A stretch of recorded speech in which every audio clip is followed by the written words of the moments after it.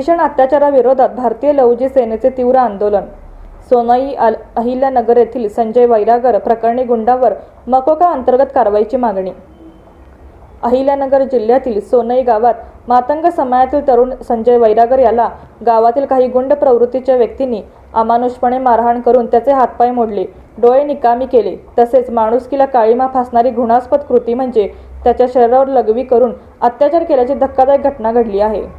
या घटनेचा निषेध करत भारतीय लहुजी सेनेच्या वतीने दिनांक 24 ऑक्टोबर 2025 रोजी दुपारी 12 वाजता श्रीरामपूर येथील उपविभागीय अधिकारी कार्यालयासमोर तीव्र आंदोलन करण्यात आले।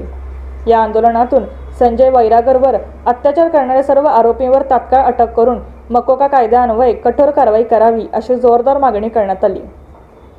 राज्यात गेल्या काही दिवसांपासून दलित आणि मागास समाजातील नागरिकांवर अत्याचाराच्या घटना वाढत असून या घटनेतून प्रशासनाची कायदा व सुव्यवस्थेवरील पकड सैल झाल्याचे स्पष्ट दिसत असल्याचा आरोप आंदोलनकर्त्यांनी केला। सदर आंदोलनात भारतीय लहुजी सेनेचे राष्ट्रीय अध्यक्ष बाळासाहेब बागुल, राष्ट्रीय सचिव हनीफभाई पठाण, जिल्हा संघटक राजेंद्र त्रिभुवन, जिल्हा अध्यक्ष रज्जाकभाई शेख, तालुका अध्यक्ष अनिल रोकडे, महिला आघाडी तालुका प्रमुख रोशनभाभी शेख, पत्रकार रमजान शेख, भगचंद नवगिरे, आकाश अडांगळे आदी मान्यवर उपस्थित होते। आंदोलनादरम्यान प्रशासनाने तातडीने न्याय मिळावा आणि गुंडांविरोधात कठोरात कठोर कारवाई व्हावी अशी मागणी जोरदारपणे करण्यात आली। सोनई येथील संजय वैरागर या मातंग समाजाच्या तरुणाला तेथील गावगुंडांनी 20 ते 25 गावगुंडांनी त्याला उचलून किडनॅप करून त्याला बेदम मारहाण केली, त्याच्या अंगावरती लघवी केलेली आहे।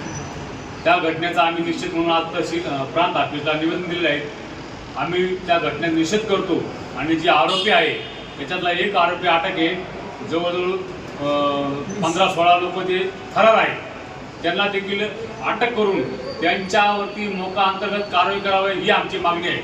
शासनाने लक्ष घालावा आणि आरोपीला तात्काळ अटक करावा आणि त्या आरोपींना झिंड काढण्यावर त्या आरोपींना जर कधी चौकातून पोलिसांनी खाक्यावरती दाखवली तर हा घटना घडणार नाही, की आरोपी जे मोकाट आहे आणि त्यामुळे अशा घटना घडतात।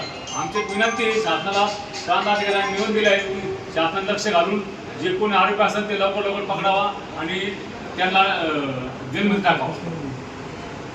त्याचं सुद्धा पारदर्शकता दिलं, त्याला मारलं, त्याच्यावर लघवी केली आणि काय थुकले वेगळे। माझं म्हणणं इकडलं काय तर इथले जे SP साहेब आपण का रजावर गेलेले, इथे कलेक्टर साहेब आपण का रजावर गेले, तुम्ही सगळे लोक माझी काय गोष्टी मोठे लोक जे घडतात तर तुम्ही तात्काळ तुम्ही करता।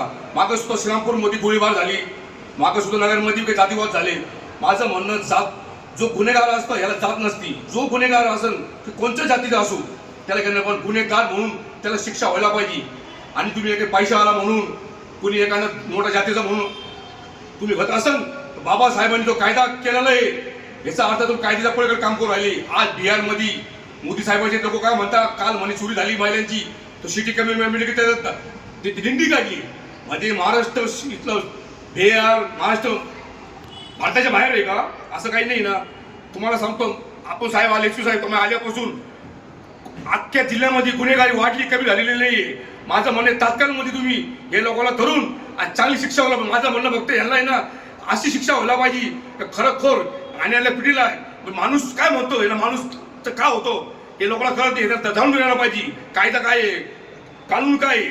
मागं लॉकडाऊनमध्ये आपण तुम्ही सुद्धा घराला बाहेर निघून नेली आणि हे लोक दारू फडत होता, आम्ही धरत नाही। तात्काळमध्ये झालं नाही तर मला वाटतो मातंग समाज इथले अनेक काही भीम सेनात, मुस्लिम संमेलनात अनेक काही मान्य जिथे असेल जो माणूस असेल हे लोक रस्त्यावर उतरल्याशिवाय आणि अशा लेवल शिक्षण बंद करणार नाही, थांबणार नाही हे मुद्दे समजावतो। जय हिंद, जय महाराष्ट्र, हम सब एक। आणि परत माझं इथल्या महाराष्ट्र शासनाचा